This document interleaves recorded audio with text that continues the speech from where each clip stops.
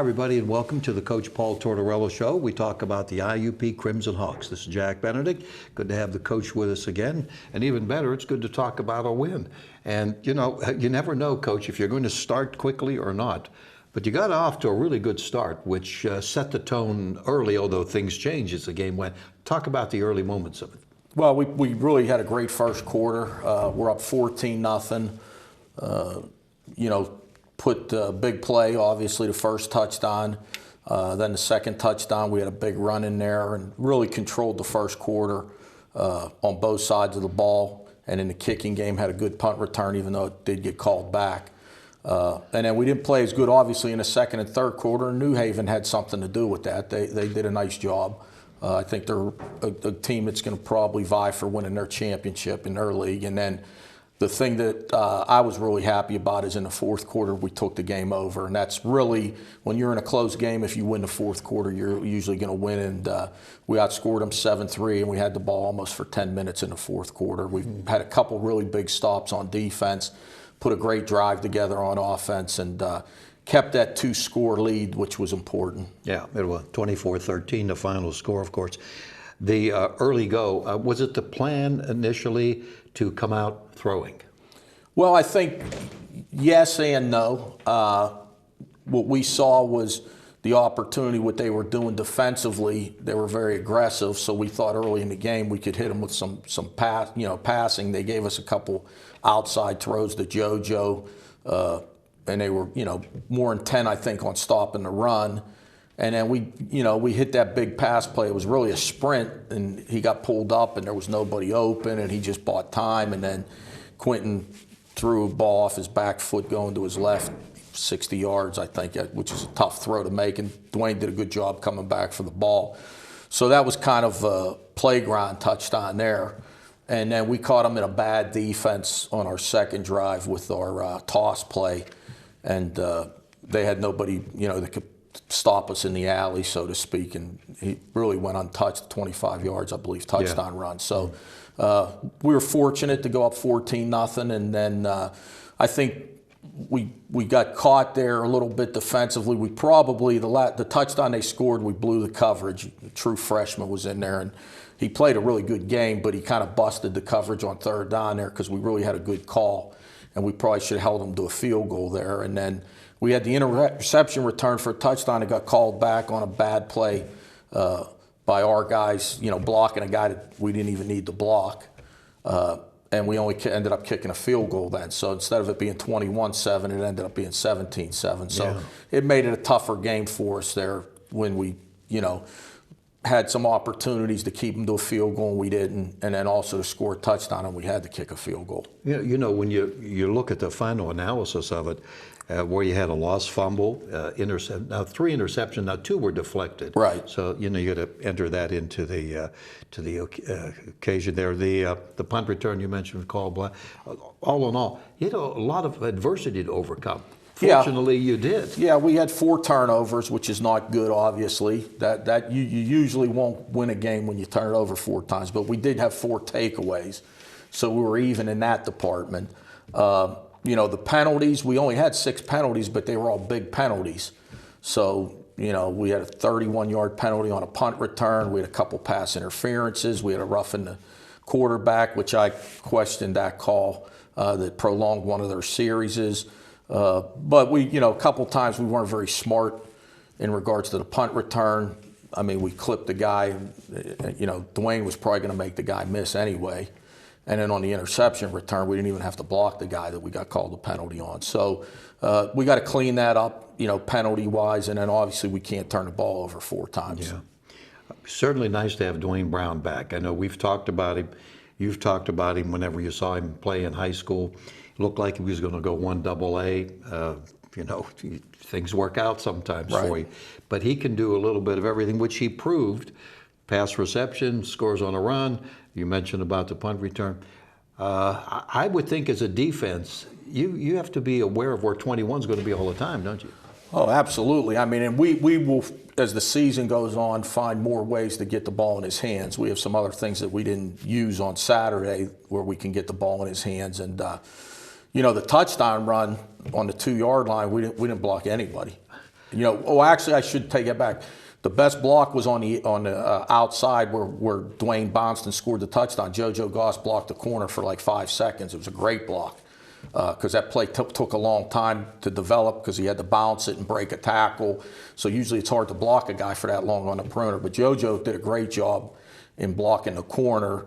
And then Dwayne made 2 guys miss because we didn't block anybody else on the play. So that was a big play because that kept it a 2-score game. If we got to kick a field goal there, we're only up 7 instead of 11.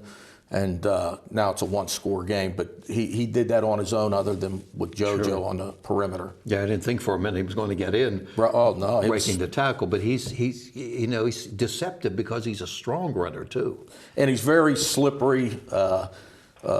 He's very athletic. Like his punt return showed that. He made 3 or 4 guys miss on the punt return.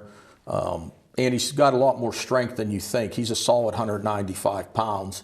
And he uses both his strength and quickness and agility and so forth when the ball's in his hands. So we're glad he's back. He doesn't have any eligibility, but Lenny Williams was there. I got a chance to talk with him for just a moment. I know he was happy to be back, and he's doing well and all. Quentin Maxwell, of course, we knew that the new quarterback was coming in. Overall, how did you assess his play? Well, I think he played very well.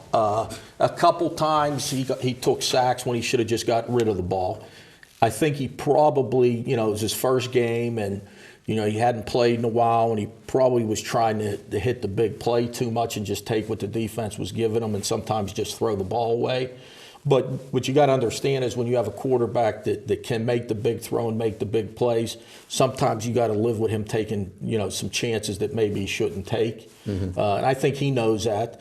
I think probably the one play that he's kicking himself about is he checked to a fade down on the goal line to JoJo there. I think right after the interception, and we had a run called that it would have walked in if he stayed with the run. So I think he knows that his decision there wasn't the best. But, when we get guys one-on-one and, we think we can beat him, he's got the ability to check to that. But I think in a situation, it was 2nd and 3 on the 7, and we had a run called that probably would have scored. So I think that was probably the one play he'd like to have back. The one pass that was tipped had a chance of being completed. The other one, was 3rd and long, and it ended up being a punt. They intercepted it on like their 2-yard line, so that one didn't affect us as much. Mm-hmm. But he also did a great job running the ball. Well, in our Reed Power game, he had 2 or 3 really good runs, especially in the 4th quarter, to keep everybody honest that, we're not always tossing the ball to that running back, and when they start overplaying that, we have the quarterback power off of it, and then we have the counter back away from it with the running back that was there a couple times Saturday. The one we just didn't block it right. If we blocked it right, it was a huge play. Mm-hmm. It was just we had the right defense for it. So he really did a good job running the offense. He had a couple big passes, obviously. And then the pass interference call we got on a deep post to Dwayne, he probably waited a little bit too long to throw it, but we still got the pass interference call off of it. So, but by and large, he did a lot of everything Saturday. I know one of the things whenever I first heard that he was coming to IUP and put it on Huddle or wherever you want, and I thought, gee, he runs the ball too. And this is a big guy. Right. So you don't get nervous when he runs the ball. No, I mean, you just got to watch the open field. There was one time he did a good job sliding. I think it was near the end of the game there. We needed to get a first down. He ended up gaining 6 yards, got us to 3rd and 1. And then the other thing he gives you with a quarterback sneak, you got a guy 6'3", 230 pounds.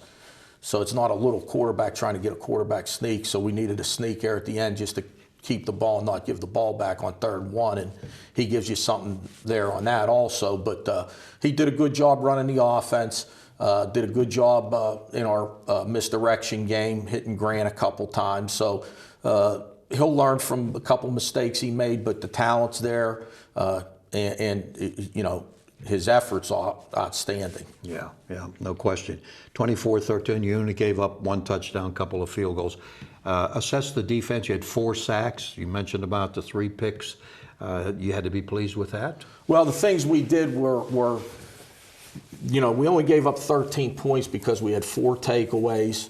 4 sacks, and the 5 times that New Haven was in our red zone, we only gave up 1 touchdown. So really, we gave up some runs that, we got to get cleaned up. I think they had 5 runs that equaled about 100 yards, where we just didn't play good gap control, had a linebacker run out of the box when he should have stayed in the box, things that are correctable. But outside the 5 runs that they really hit on us, they only had 1 pass over 15 yards. And when you get 4 takeaways, you sack the quarterback 4 times, and you hold them to 1 for 5 for touchdowns in the red zone.